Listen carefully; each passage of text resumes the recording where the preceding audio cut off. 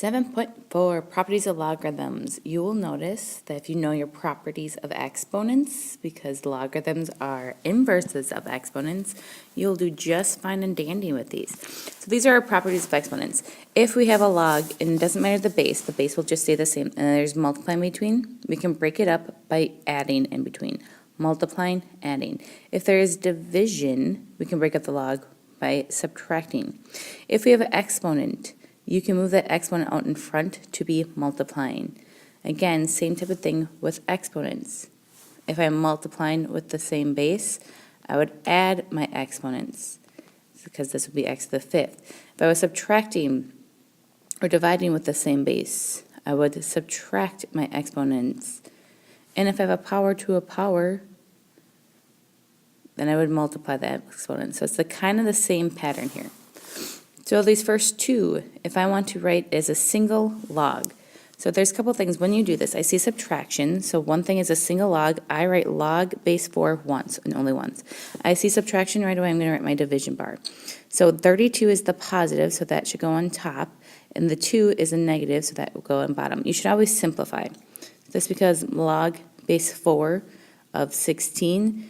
And if I were to rewrite this, this is saying x to the what is equal to 16, so my answer here would just be 2. That would be my answer. Second one, write as one single log. I see multiplying, that becomes an exponent. If I see multiplying, that becomes an exponent. So I have log base 2. Here I have adding, so I have x to the 6th and y to the 5th. I can't simplify any further, that's my final answer. You should try both C and D. So now the same thing we have with simplifying, writing as 1, now we can expand.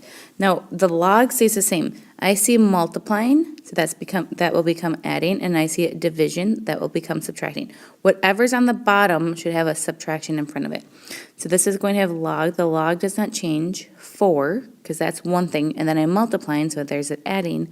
Log x, and then I'm subtracting the y, it would be log y. Just like that. And then B, if I try B, so I have log base 9 of x. Now this has an exponent with it, so the exponent should come out in front of the logarithm, so the 4 should go out in front because the exponent comes out in front.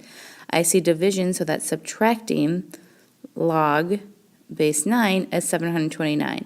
So when you have a big number like this, you should always check it in your calculator. If you can do log base 9 of 729 and see if it's a nice number, which it is.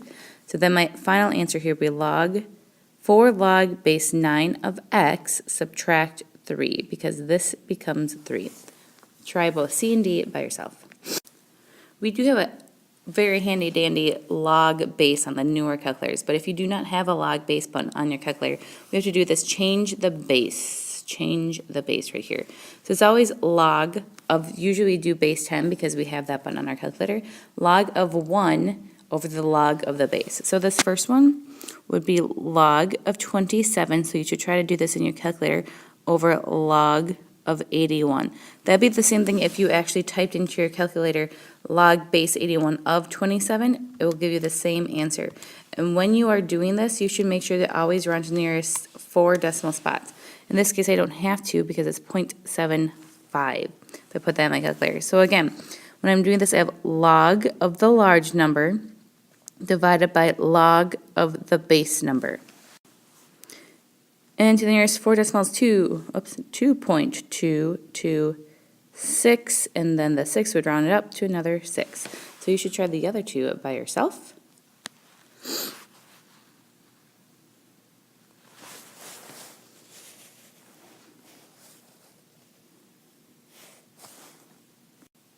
And we're going to do this last problem together as a group in class also.